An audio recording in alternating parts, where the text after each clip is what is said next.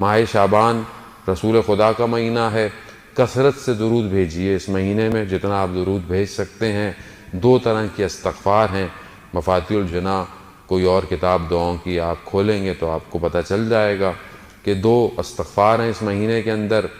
ایک صلوات شعبانیہ ہے جو تھوڑا سا طولانی ہے، لیکن ہر روز ظہرین کی نماز میں اگر پڑھیں یا ظہر کے بعد پڑھیں تو وہ زیادہ بہتر ہے۔ اور ایک چیز جو اس ماہ شعبان میں بہت زیادہ امپورٹنٹ ہے، مہم ہے، وہ مناجات شعبانیہ ہے، یعنی وہ مناجات کہ جو شعبان میں کی جاتی ہے۔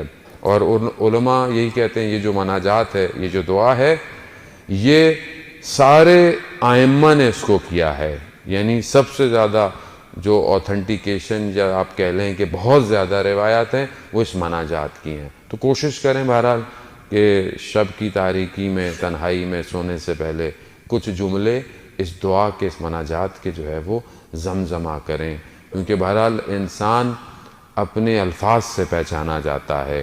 ہمارے پاس الفاظ نہیں ہیں کہ ہم اس کو کیسے پکاریں۔ اہل بیت جانتے تھے کہ اللہ کو پکارنا کیسے ہے۔